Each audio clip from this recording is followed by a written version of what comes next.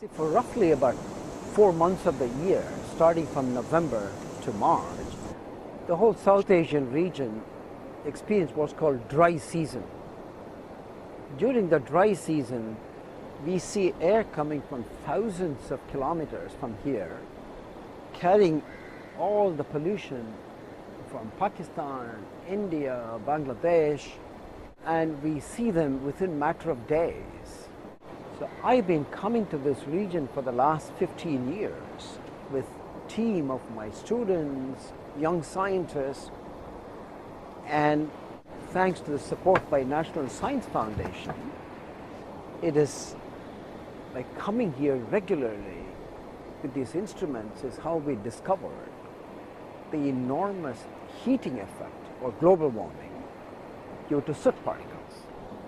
This work had a major impact in the announcement by our Secretary of State Hillary Clinton that one way to get a little bit relief from global warming is to mitigate substances, we call them short-lived climate warming pollutants, by cutting them down.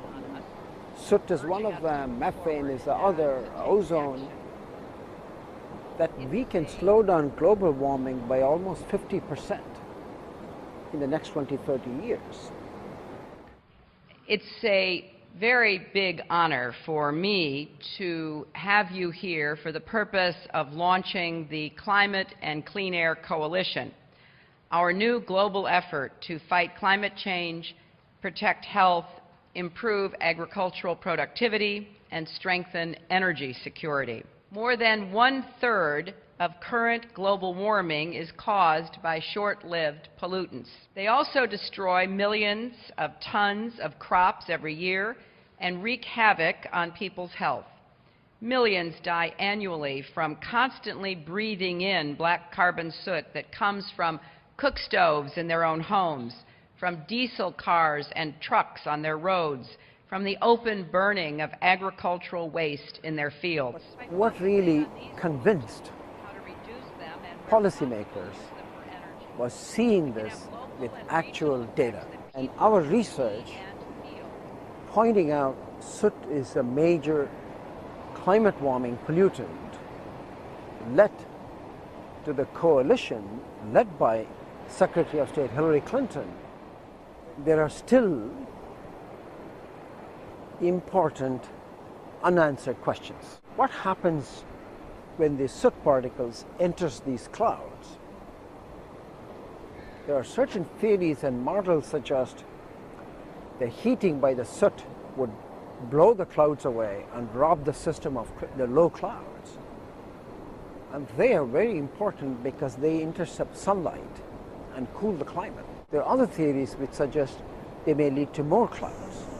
And the reason this issue has not been answered is we have not measured the turbulence in these clouds. Turbulence travels high, brings dry air, and could cause this desiccation or burning of the cloud system. So we are here in the Maldives in February and March of 2012 back with our drones filled with instruments on these observatories to measure the chemistry of these pollutants, how much heating of the air it does. More importantly, what does it do to the clouds when they get in? So we're going to get inside the clouds, make the most careful measurements, and last, the fundamental measurement which has not been made before with drones is to measure the turbulence at the same time we are observing these pollutants. And what we are hoping is to come back to our policymakers with this new piece of information. Is the black carbon warming significantly more than what we have assumed it to be? That's the issue we are going after.